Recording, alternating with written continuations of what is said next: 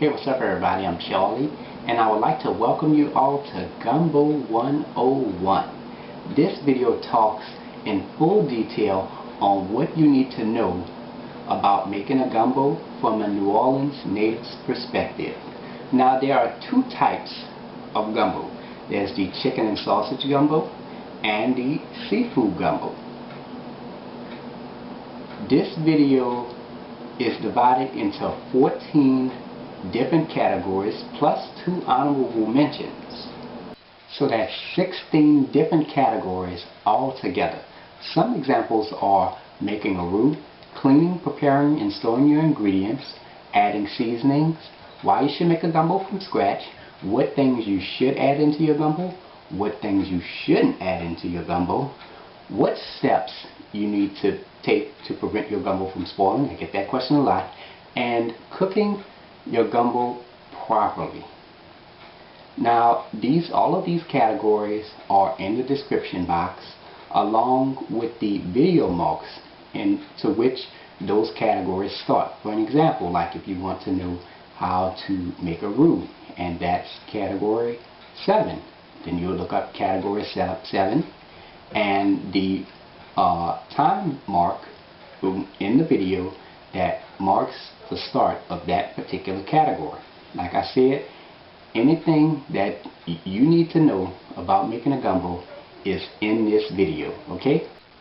Now, before we begin the introduction to all 16 of these categories, I want to let you all know that I will be doing a lot of talking. So remember, if you want to look up a certain category, check the links in the description box, okay? And I hope you all enjoy the video. So let's get started. Number 14. Making a gumbo from scratch. In my opinion, it is better to make a gumbo from scratch than to use the shortcuts.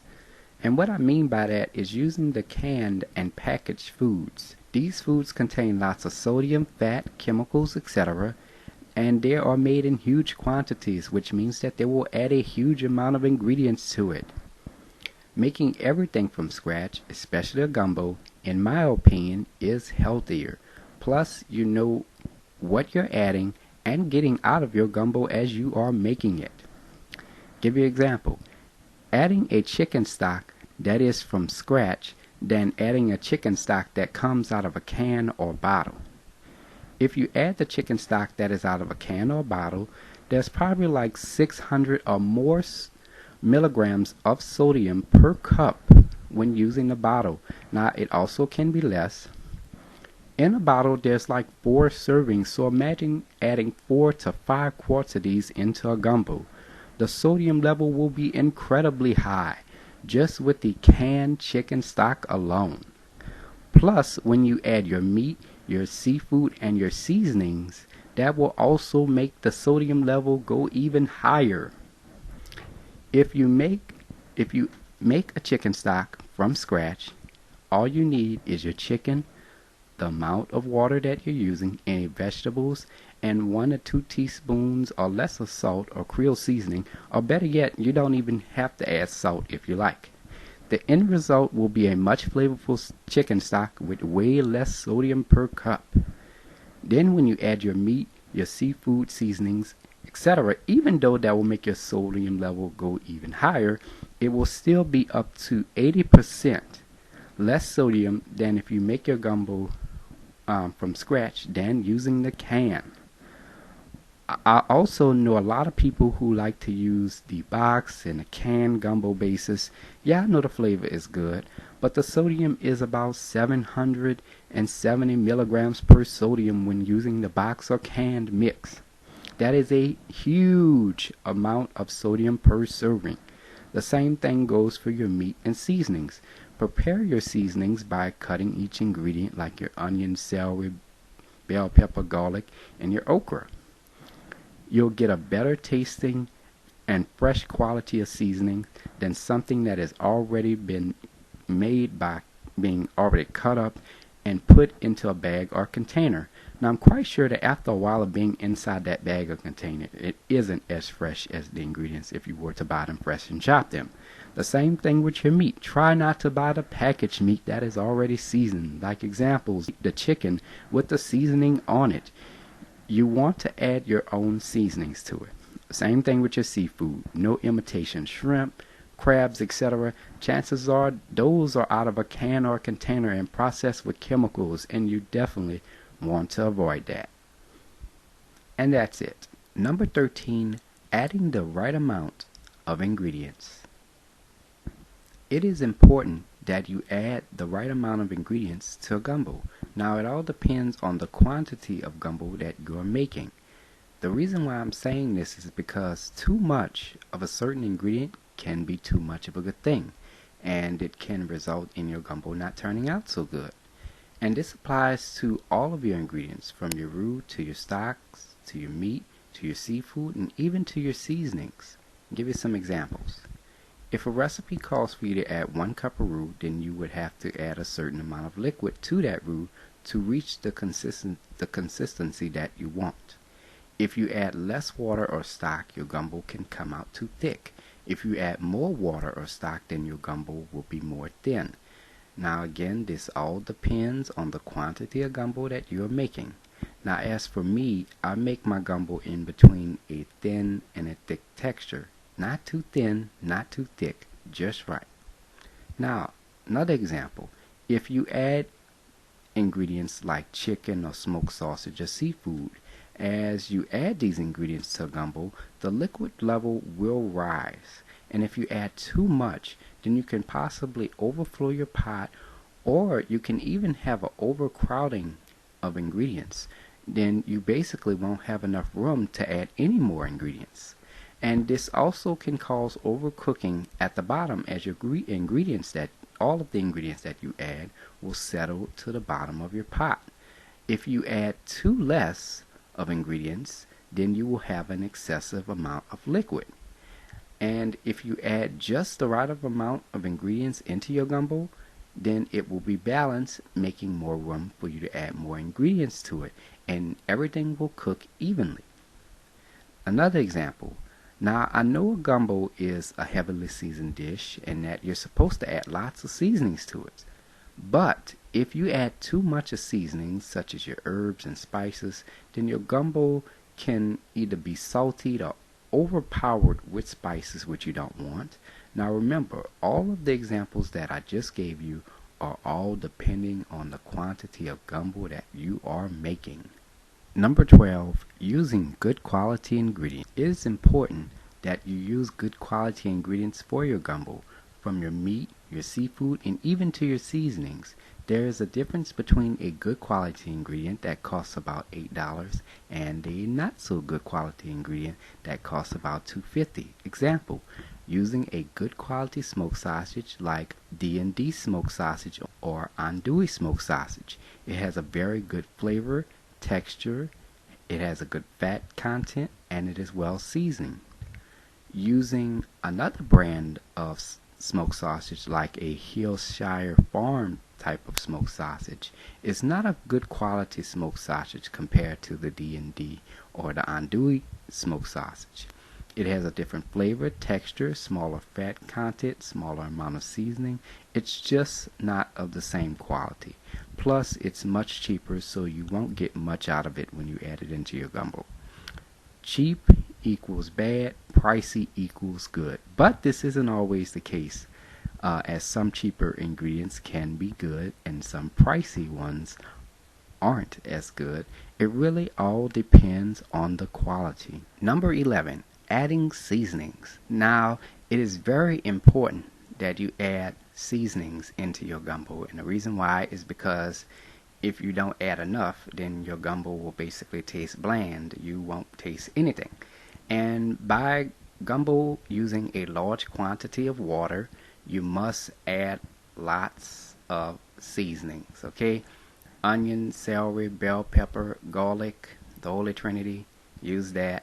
And also use a multiple different types of seasonings, such as Creole seasonings, herbs, and spices. And make sure that you add the right amount, so that way you'll have a perfectly well seasoned gumbo.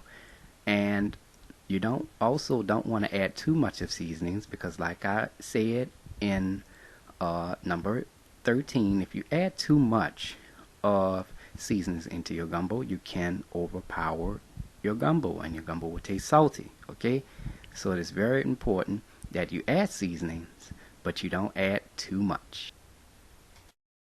Number 10, sauteing your seasonings. Now, your seasonings such as your onion, celery, bell pepper, and garlic, you add your roux into a pot. Once you make your roux, if you want to make your gumbo right away and you have all of your other ingredients prepared, you can go ahead and throw your seasonings on into your pot, and you let that saute for about 3 to 4 minutes, and that way your seasonings will soften slightly, and it'll also help with the cooking process. And that way, once you cook your gumbo, your seasonings will basically be translucent. You won't even know that they're in there. And that's it. Number 9, adding stock instead of water.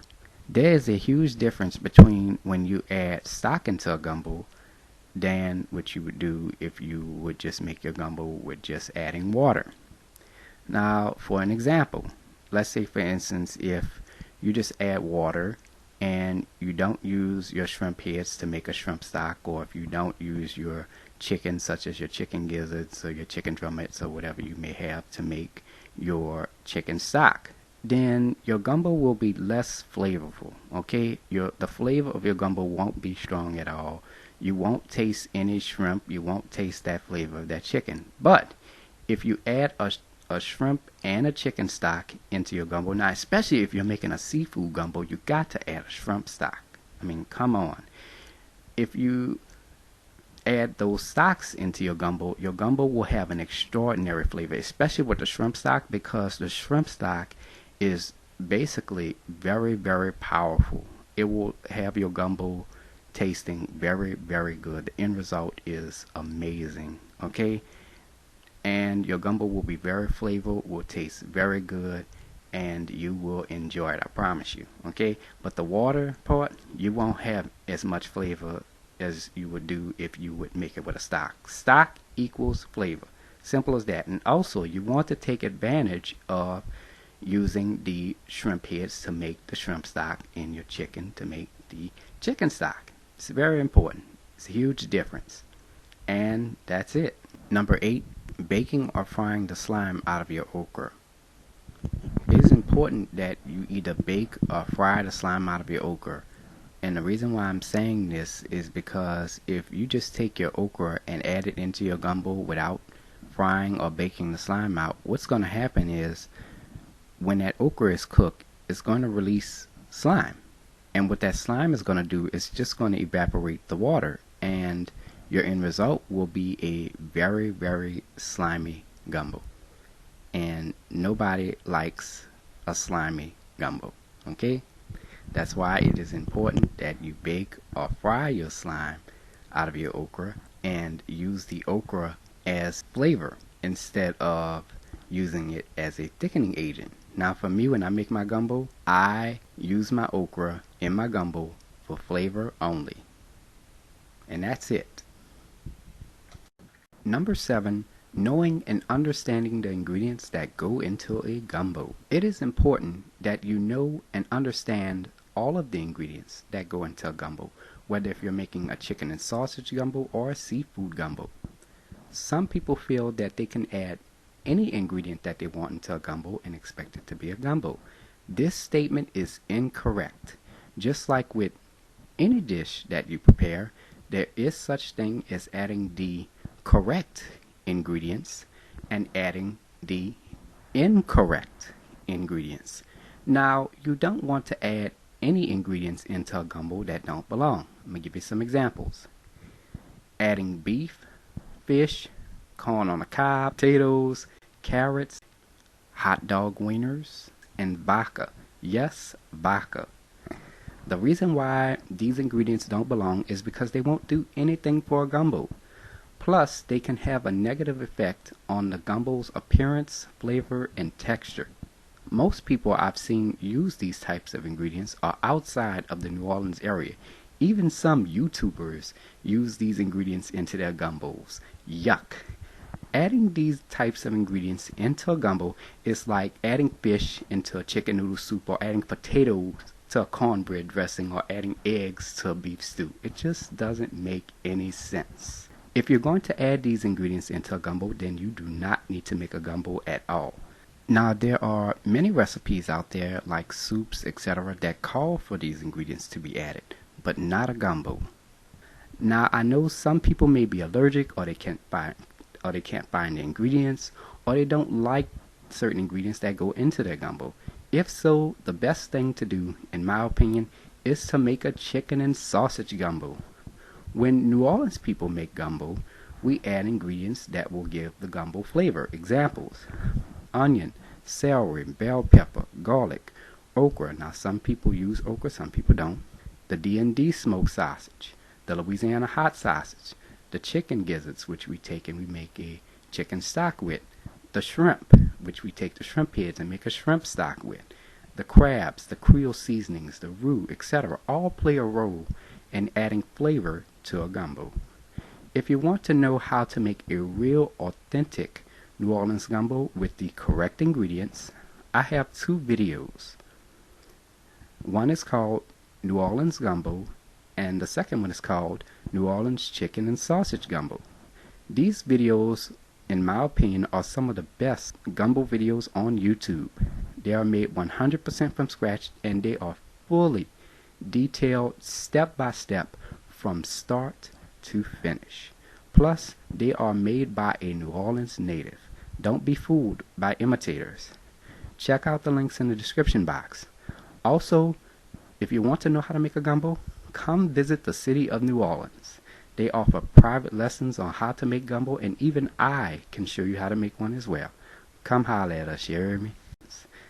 Number 6, frying the oil out of your sausages and baking your other meats before you add them into your gumbo. It is important that you fry the oil out of all of your sausages, and some examples of that are good quality smoked sausage like D&D smoked sausage, andouille smoked sausage, and Louisiana hot sausage. It is important that you fry the oil out, because if you just take it, don't fry it, and add it into your gumbo, then you're going to have a lot of oil build up in your gumbo, and we don't want that, okay? So frying them is the best way to get all of the oil out. And not only that, it turns the sausage into a nice golden brown color, and that will give your gumbo more flavor. And also, by you taking the oil out, it'll make your gumbo even healthier. Okay? Now, for the baking part, there are some meats that you have to bake before you add them into your gumbo. 3 examples are chicken drumettes, turkey necks, and chicken necks. The reason why is because when you add them into your gumbo, they will not break apart.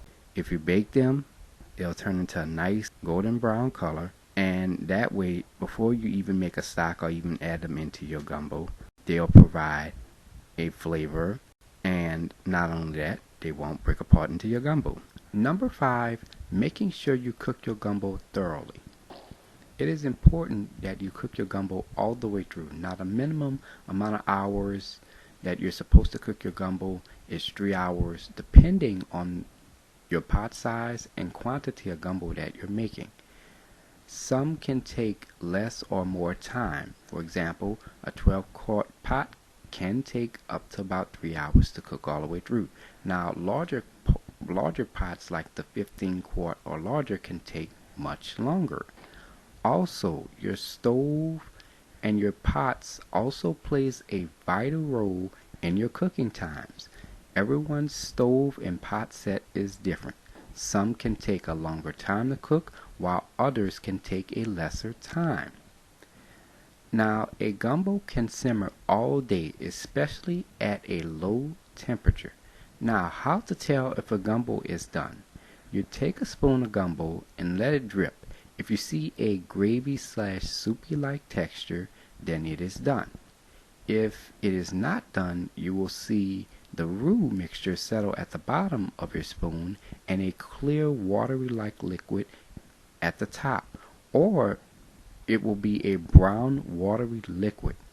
A thoroughly cooked gumbo will have lots of flavor from all the ingredients that you added, and the texture will be in between a thin or thick consistency.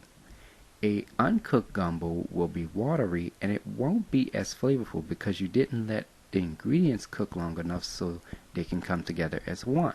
Example, you have to let the stock or whatever liquid that you use combine with the roux. Now this step can take over an hour or so depending on the quantity of gumbo that you are making.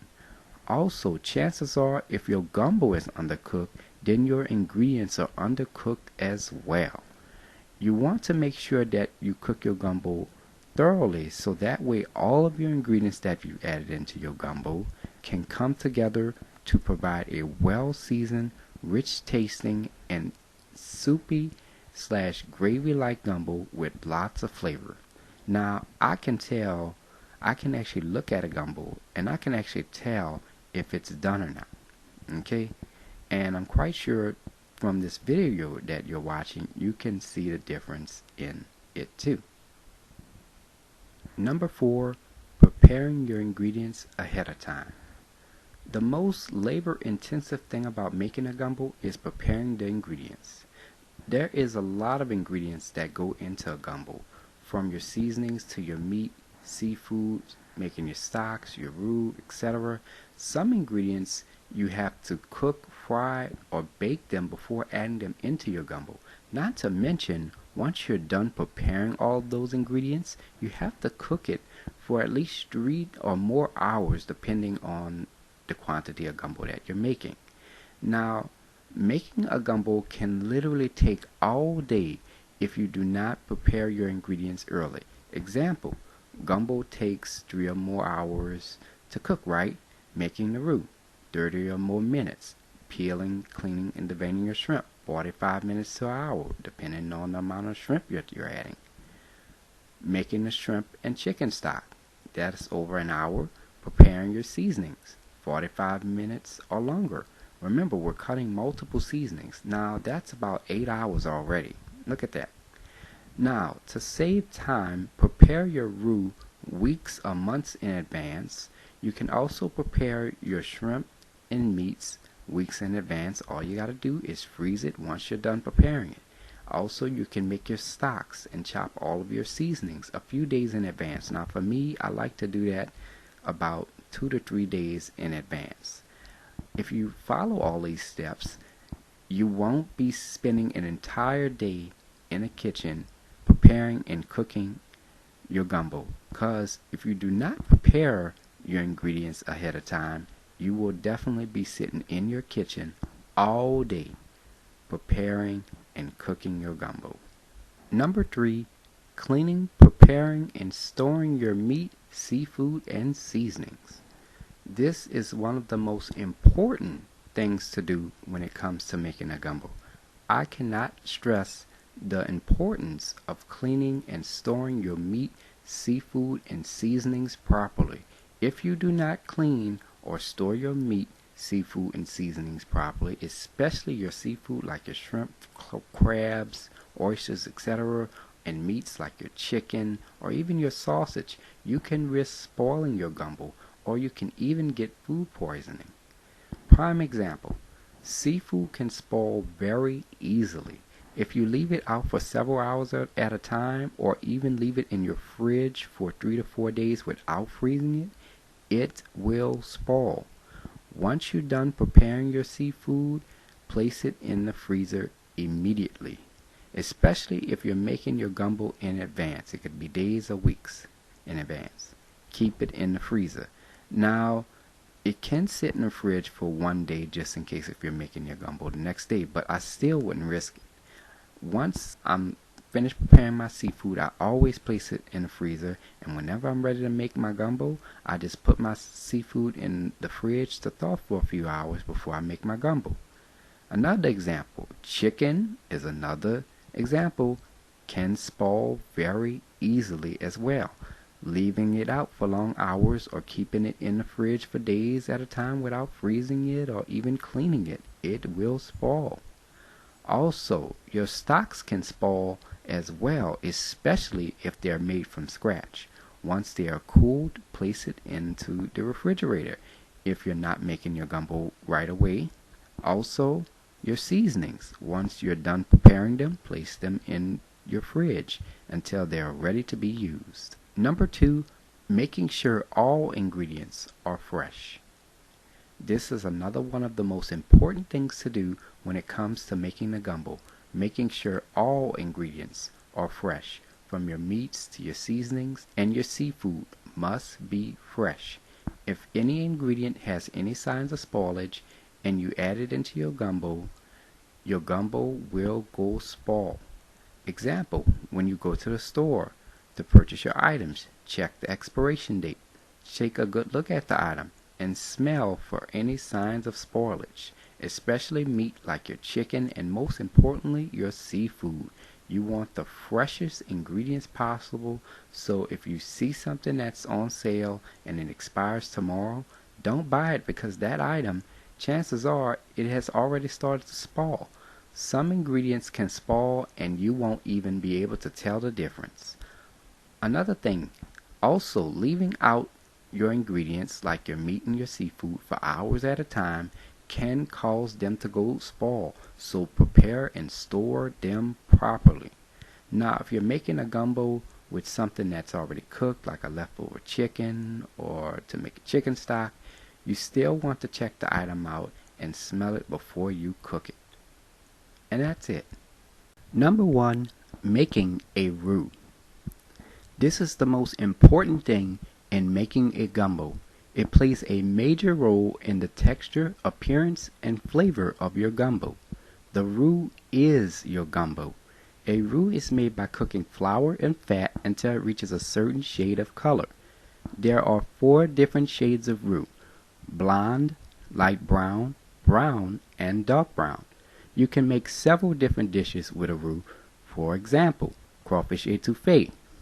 This dish can be made with a peanut butter or light brown roux. Now, for a gumbo, your roux must, I can say this again, for a gumbo, your roux must be a dark brown color. Making the roux a dark brown color will give your gumbo a good flavor, texture, and appearance. If you make your gumbo with a roux that is not a dark brown color, examples, people who make their gumbos with blonde, peanut butter, or light brown roux, it will not have the same texture, the flavor will most definitely be affected, and the appearance of your gumbo will not look so appetizing. I've seen several people that reside outside of the New Orleans area, notably YouTubers, restaurants, and even some home cooks make gumbo with peanut butter and blonde roux. That is the incorrect shade for a gumbo.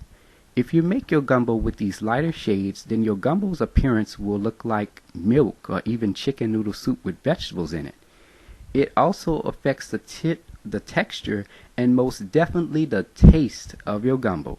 Trust me, I've seen it. Some people even undercook their gumbos and they don't even know it. Also, it is very important that you do not burn your roux. If you burn your roux, then you must start over.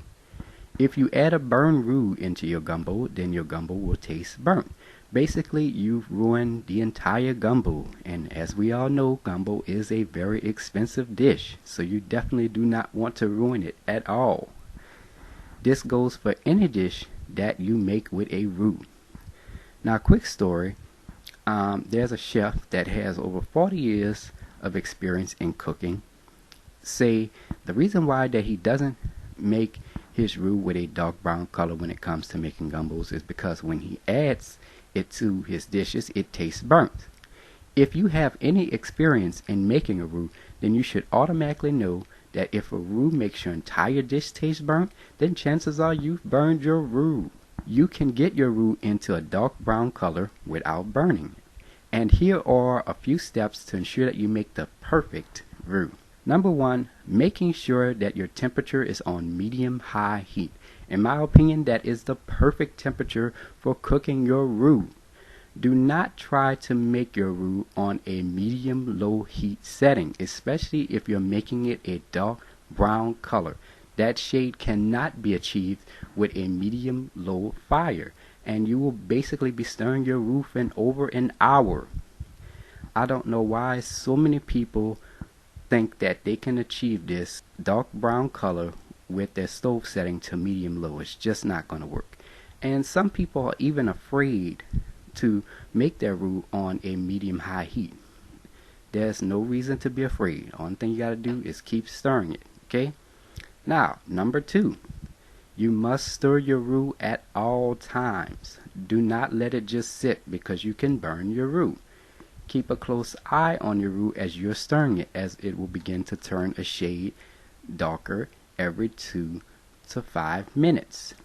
Remember, a roux can take up to 15, 30 or more minutes depending on your heat setting and the stove or pot and pan set that you are using.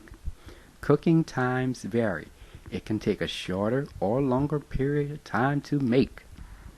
Also, when your roux reaches the desired shade, you want to turn your fire off and keep stirring.